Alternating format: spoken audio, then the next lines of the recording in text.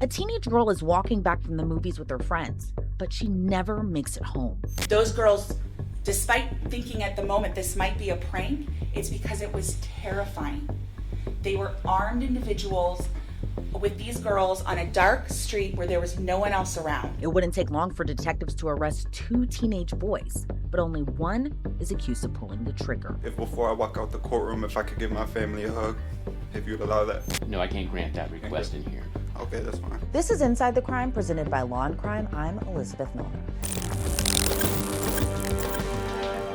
Prosecutors argue the victim was targeted randomly. The suspects were planning to rob her, but one gunshot turned a robbery case into a murder investigation. It's March 17, 2024. We're in Cape Coral, Florida. Just before 10 p.m. that night, 15-year-old Kayla Rincon-Miller and her friends were heading back from the Coralwood 10 movie theater. The girls were reportedly heading to a McDonald's nearby when suddenly a car pulled up and blinded them with its headlights. One of the girls would later tell investigators someone got out of the van and tried to rob them. During the chaos, the suspect reportedly pulled out a gun and fired. The shot reportedly hit Kayla in the chest. She was rushed to the hospital where she died from her injuries. By that point, the suspects were already in the wind, and detectives were working to identify them. It didn't take long. 2 days after the shooting, officers had one suspect in custody, 16-year-old Thomas Stein. Investigators say the SUV that pulled up alongside Kayla and her friends had been rented by Thomas's mother. Despite his age, prosecutors ultimately chose to move forward with charging Thomas as an adult. Then about a month after the shooting, investigators arrest another suspect, 16-year-old Christopher Horn Jr. Just like Thomas, Christopher's case was also moved to adult court. Both teens were charged as principals of homicide while engaged in robbery. Then in August of 2024, both were indicted on first-degree murder charges. It would take years before one of the cases even went before a jury. And that's because of a lot of unexpected twists and turns. In early May of 2024, Christopher Horn Jr.'s mom, dad, and aunt were all arrested on allegations of obstruction of justice. The trio was accused of trying to get Thomas Stein's mother to not cooperate with the investigation. In May of 2025, prosecutors reportedly dropped the charges. In September of 2025, Christopher Horn Jr. decided not to take the case in front of a jury and instead pleaded no contest to second-degree murder. As a part of his plea arrangement, he agreed to testify against Thomas Stein for a reduced sentence. And that's exactly what happened when Thomas went on trial. Where do you live? In jail. By the time Christopher testifies in Thomas's trial, he's 18 years old, and he's been held in the Lee County Jail since his arrest. Again, he's testifying as a witness for the state, and his plea agreement is tied to his cooperation, including his testimony in court. On March 17th, 2024, there was a murder in Fort Myers. You understand that? Yeah. I'm sorry, Cape Coral. Is that true? Yeah. 2 months before that, well, strike that.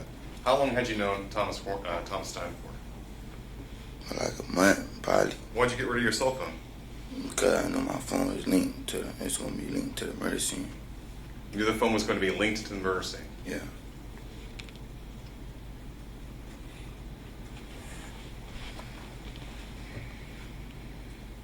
Did you have plans to commit a robbery on that phone? What you mean? Did you have plans to commit a robbery on the phone? I don't know what you saying. Did you make plans with anyone that night? When? March 17, 2024. It wasn't really plans. It was out of nowhere. Just out of nowhere? Yeah. So, who were you communicating with? That's what you mean. Who were you communicating with that night prior to the murder? My co-defendant. Who besides Thomas Stein? My cousins. The plan that you made with Thomas Stein that night, what was that? You said what was it? It was supposed to go hit cars and kick off probably, but everything turned left. You said the plan was to go hit cars. What do you mean by hitting cars? Breaking into the cars. Right. When you say breaking into cars, do you mean with like a Slim Jim, or do you mean just trying door handles? You know what I'm talking about, bro. You trying to be funny, bro. You know what I'm talking about. Breaking in cars. Judge, ask the court to direct the witness to answer the questions. Sir, you just have to respond to the attorney's questions. I am. So did you have a Slim Jim? Were you actually going to break into the car, or were you just trying door handles?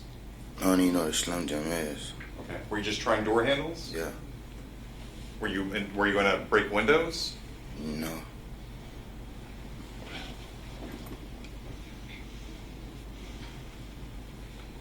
If you're going around trying to go into cars that are open, why'd you have a gun on you?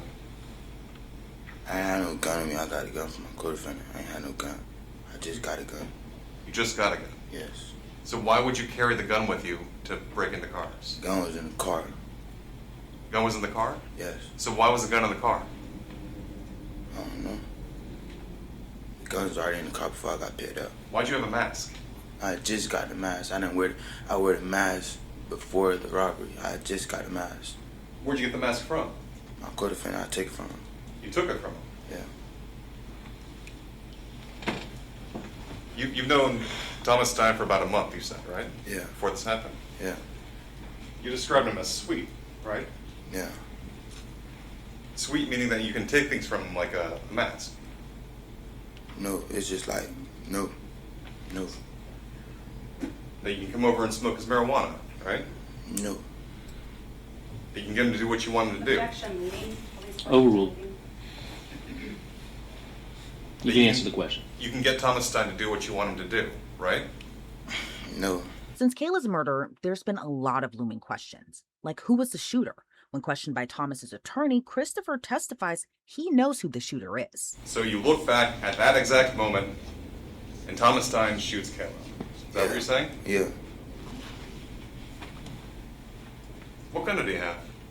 40 cal. 40 cal. Yeah. Had you seen that gun before? Yeah. Had you held that gun before? Yeah.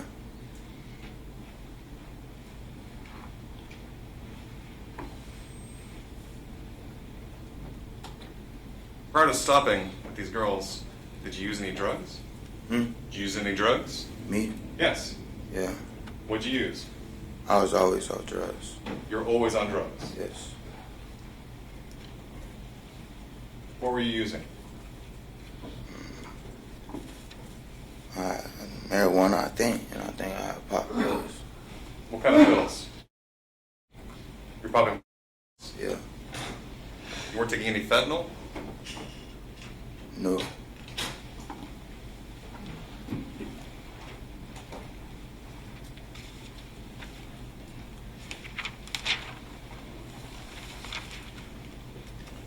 So after the shot rings off, you get back in the car, is that right?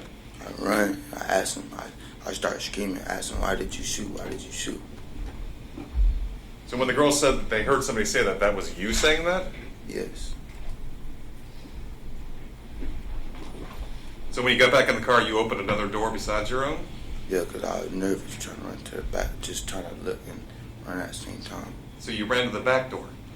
I ran to the back door. I got to the back door. I shut it, and I ran to the front door, passenger seat, Why? because I was nervous. You were so nervous about getting the car fast enough you went to the wrong door? Yeah, So why'd you get rid of the gun? because I didn't want to get caught with it. You didn't want to get caught with it. Yeah. That gun had no link whatsoever to the murder, No. but you still got rid of it. Yeah. In fact, I think you got rid of the gun separate from the magazine, right? Yeah. And the bullets. Yeah. So in a different location, you discard the gun. At another location, you discard the magazine and bullets. Yeah. We kind of touched on this briefly, but you provided some information to law enforcement, is that right? What you mean? You gave them a proffer? Yeah. So it's like a preview of your testimony to law enforcement, right? Yeah. What your testimony would be if you were called to testify at trial. Yeah. You did that with the assistance of your attorney. Hmm? You did that with the assistance of an attorney, Mr. Yeah. Hyder. Yeah.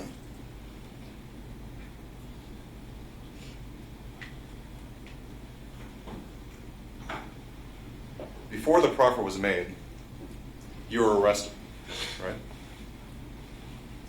Hmm? You were arrested for the murder? For robbery? Offer is made. I ain't never. What you mean? You were arrested for the murder and the robbery, right? Yeah. About a month after Thomas Stein? Yeah. You were in hiding, correct? I wasn't hiding. I was in the city. I wasn't hiding. Notice I gave myself up. I could have left. I wasn't hiding because I knew I was dead wrong. Did Thomas Stein ever threaten to call 911 and call the police and tell them what happened? He was trolling. Yeah. He was trolling? Yeah, he called my phone after it happened. And you see, he was trolling, playing, trolling. He wanted to call the police. No, he was trolling. He was playing. He was joking, laughing about the situation, thinking it's funny. He was thinking it's funny. Yeah, he was trolling, thinking it's funny. This situation here with the Kayla Rincon-Miller being dead and shot, Yeah, and a robbery gone sideways. yeah. You're saying he thought that was funny. Yeah, he thought it was all a joke. According to Christopher's testimony, he and Thomas initially planned to rob people at a nearby ATM, but instead they spotted Kayla and her friends. And T gets out with his Glock he's holding, and he goes toward Kayla. Yeah, And you didn't know Kayla Rincon-Miller until afterward, correct? yeah, And he goes toward her, and you are in front of the white girl. yeah. And you point your gun, and you are both demanding that they give them your stuff, correct? And did you even have a chance to take their stuff at that time? I ain't even have the, like, I ain't even demand, like, out my mouth because it was so fast. And you say it was so fast, a Yeah, bullet it was fired. 2 seconds. It wasn't even it wasn't a long time. It was just 2 seconds. After Christopher was off the stand, the case turned to the defense, and the defense planned to call Thomas Stein to the stand. Let's get this out of the way first thing. Did you shoot and kill Kayla Rincon-Miller? No, sir. Do you know who did? Yes, sir. We'll get to that in a second.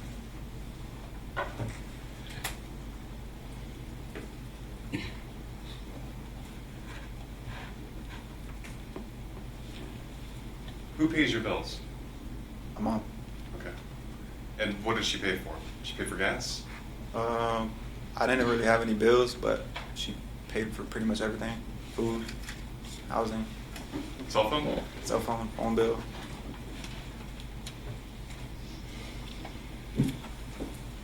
She was aware that you smoked marijuana?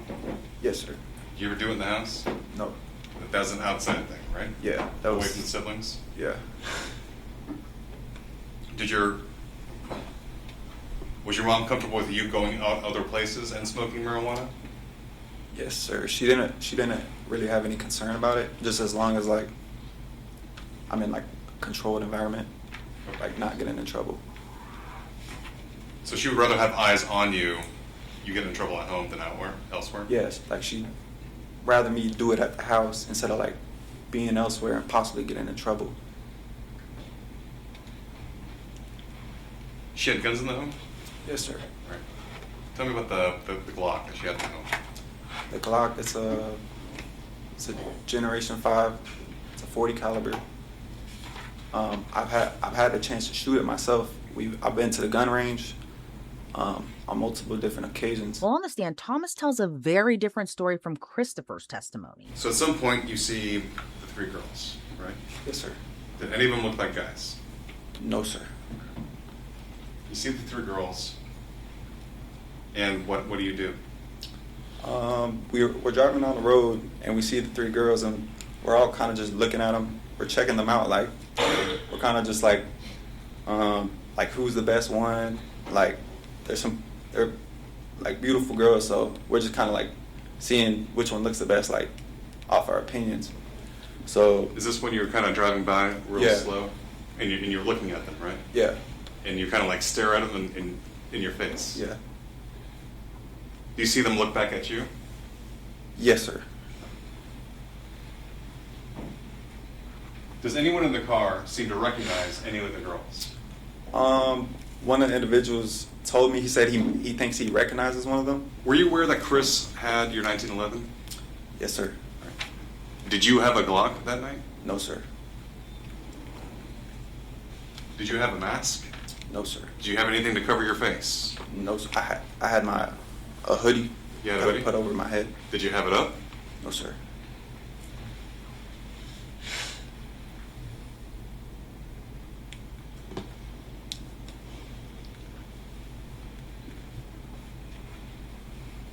So you turn around and you approach the 3 ladies in the room, right? Yes, sir. So when the car door opens and the car's in drive, the door starts beeping, Yeah, when the vehicle's in drive, it'll beep when the door's open. and that's how you knew someone had opened the back door. Yes, sir. And you can see that no one had opened the front door. Yes, sir. Christopher was right there. He didn't open it. So the back door is crack open in your words. Yeah, it was just slightly cracked. What happened then? As we get up, we get out the car, and everybody. I look back because I'm kind of expecting JD to like say something, and as he's getting out of the vehicle, I noticed him. When I first seen him, I noticed he had what I thought at the time it was a do-rag, but turns out to be a ski mask. He pulls the ski mask down, and I'm just looking at him. He pulls firearm out, runs up, and then they're trying to rob these girls. Everybody. All right, so the 3 doors open, your door's already open, right? Yes, sir. But do you leave your driver's side door? I stand by the driver's side door at first. All right. Who approaches the white girl that we know as MRI? Christopher. All right, so Buster goes to Beth. Yes, sir. Who goes to Louie? Trey. Trey. Yes, sir. What is Trey wearing? Trey, he was wearing a red jacket, I think, red hoodie. Red hoodie? Yeah. Okay. Did it have anything on the front of it? Not that I remember. And who goes to Kayla? JD. What's JD wearing? JD has all black. Is he wearing anything to cover his face? Yes.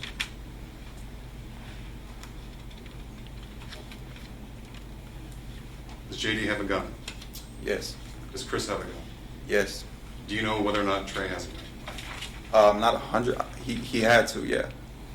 You're assuming that he did. Yeah.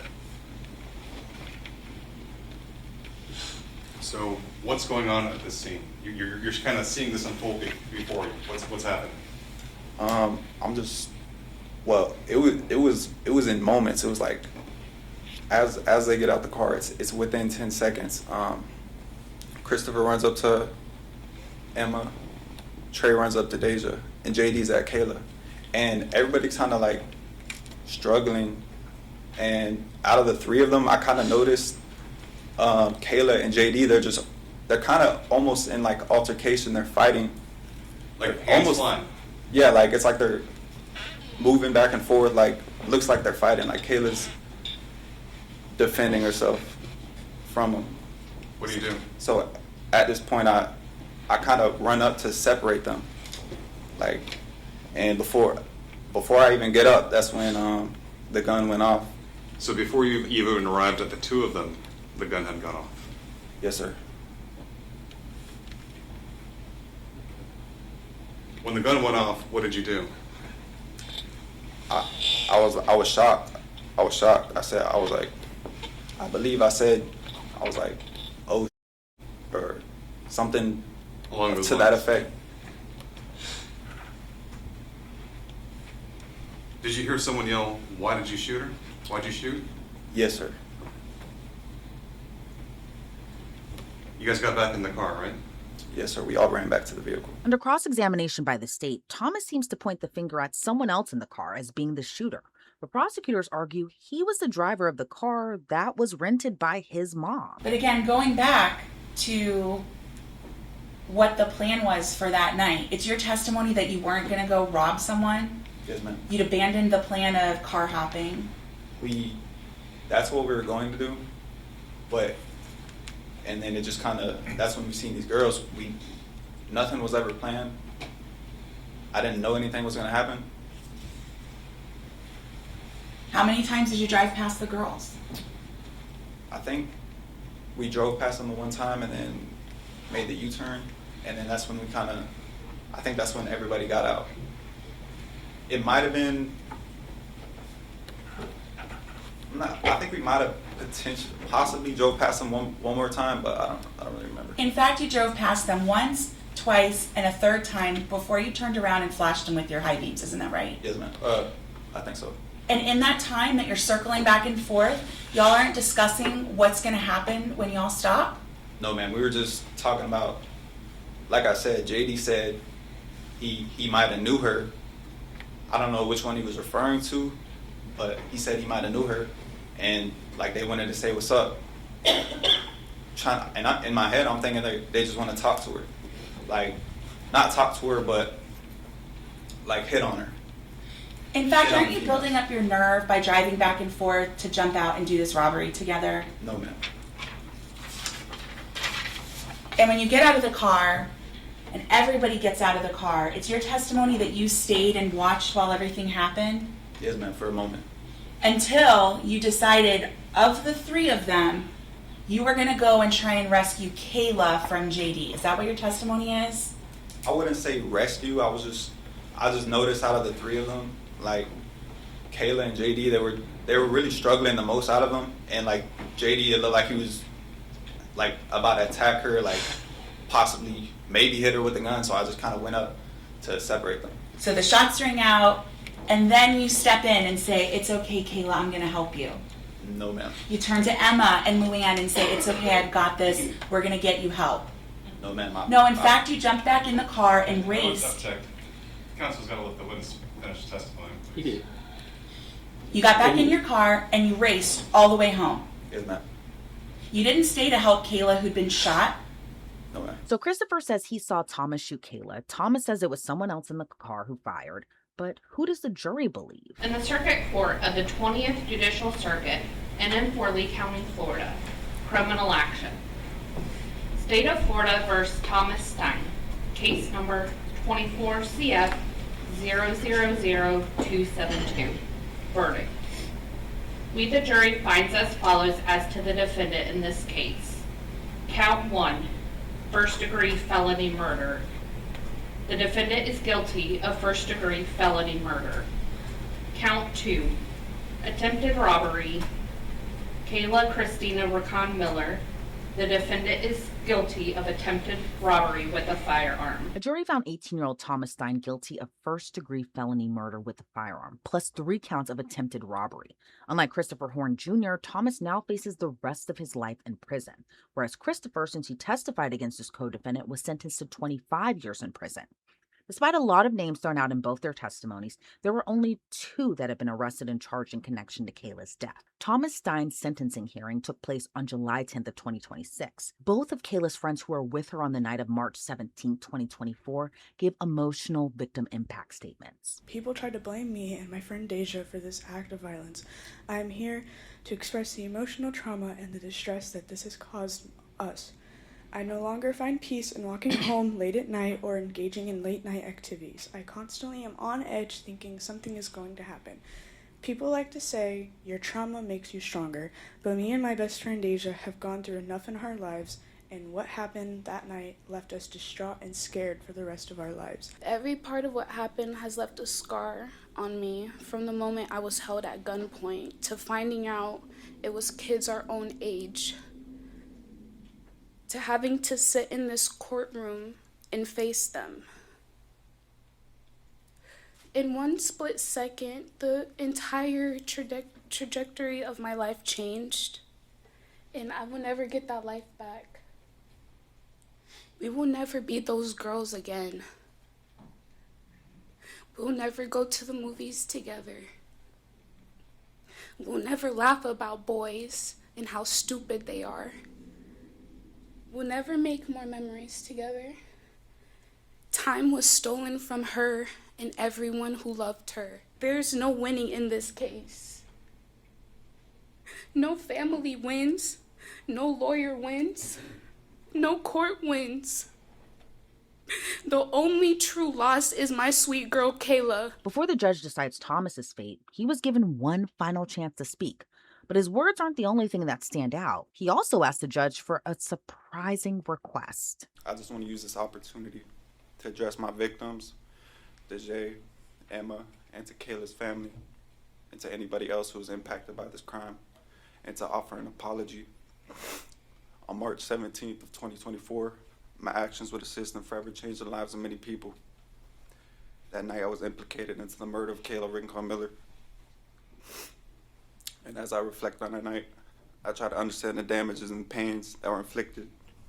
But the truth is, I don't think I could approximate the damage that was done or understand the totality of what everybody went through.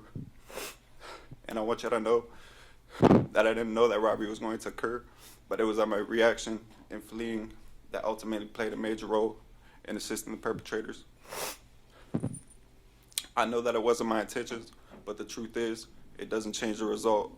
It doesn't change the fact that there was a life taken and innocent people were forever traumatized because of that. That day I made a terrible decision.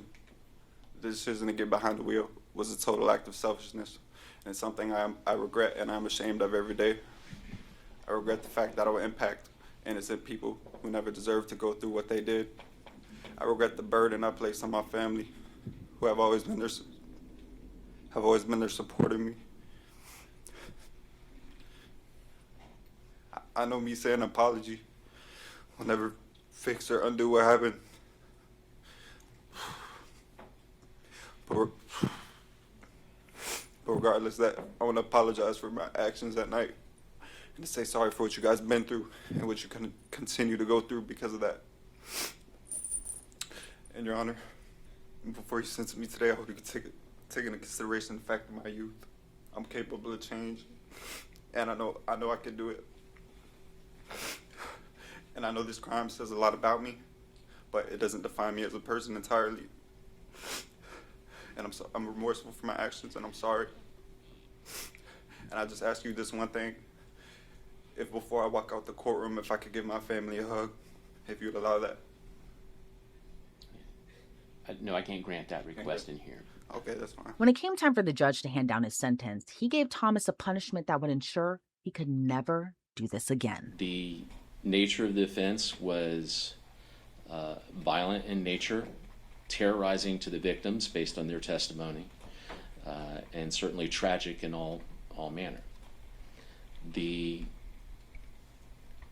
victims had done nothing to encourage violence against them. They did not participate in any way in having an altercation with the defendant or the co-defendant, that they were innocent young women walking home from a movie, which used to be parents were comfortable letting their children out at night, out of the house and be out in the streets, and most parents in this community for many years felt that their children were safe. This is the kind of crime that makes parents afraid to let their children out at night, and certainly had an impact on the victims and an impact on the community as well. He was 16 years old at the date of this offense. He had a prior experience with law enforcement. He understood that there were laws and there were consequences of violating laws. He understood and appreciated the nature and the use of firearms. There was a video and evidence of him holding a firearm, pointing it into a camera, making rap songs about it. He indicated that he was comfortable holding and using a firearm. He has indicated that he is remorseful and that he wants to do better in terms of his life, and that he wants to rehabilitate himself and become a productive member of society. That is possible. Whether or not that happens will be up to Mr. Stein.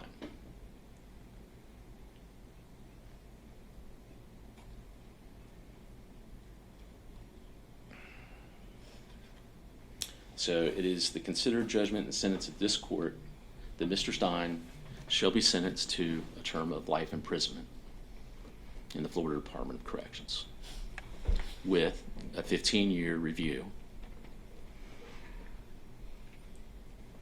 So we will have that opportunity to make that assertion in terms of rehabilitation after 15 years. It's unclear where Thomas Stein will serve out his sentence. As of this recording, he's still behind bars in the Lee County Jail. As for Christopher Horn Jr., he's serving his 25-year sentence at a state prison in Doral, Florida. Thanks for tuning into this episode of Inside the Crime. I'm Elizabeth Millner, and we'll see you back here tomorrow with another case.